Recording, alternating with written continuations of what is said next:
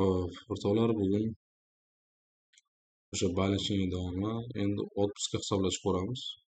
Hop, otpuska hisoblash uchun zavqada kadr bo'limidan yana otpuska tanlanadi.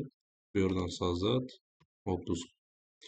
Hop, bu yerga otpuska chiqib ketgan sana yoziladi. Misol uchun 22.01.23. Hop, sotrudnik kerakli ish tanlanadi. Misol, hop, Rustamбек deylik. Nomer prikaz birinchi raqamli buyruq 22-dan otpuska boshlangan.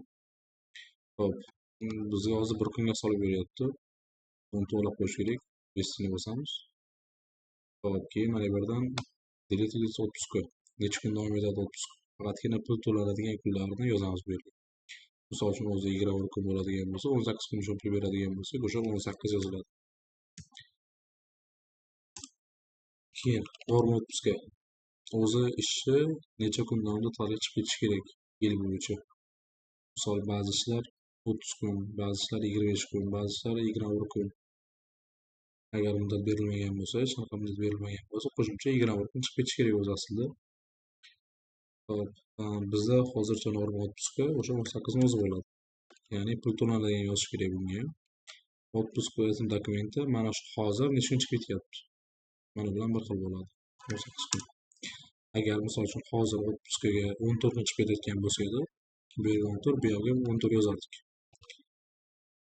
Keyin zapisat bo'lsa-da, bu yerga bizga hisob beradi. 22-dan to'g'rigacha bo'lgan uchun 18 kunga pul to'layman deb hisob beryapti.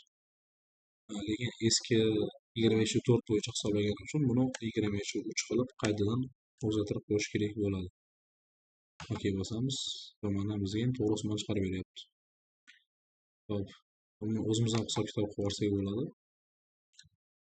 4,5 million so'm oyligi bo'ladi. Xodimni 23/3 ga bo'lib olamiz. Va shuni ko'paytiradigan bo'lsak, buni 8 kunga mana 3,201 ming so'm otpuska pul kelib chiqdi. Endi провести закрыто bosamiz. Hop, xodimga oylik hisoblaydigan bo'lsak, tabel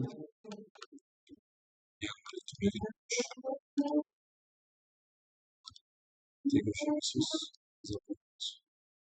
Mana bu yerda o'sha Rustamбек degan xodimga ot bilan boshlangan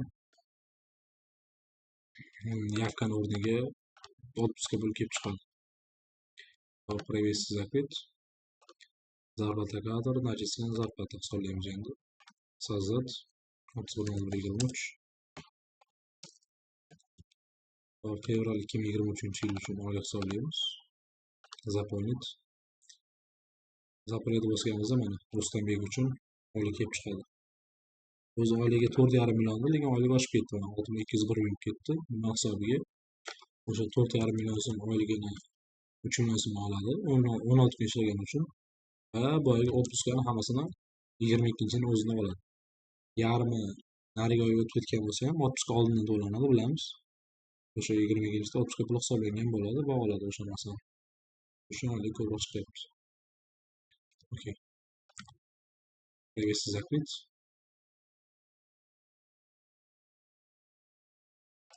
Отчетimizga qaraydigan bo'lsak,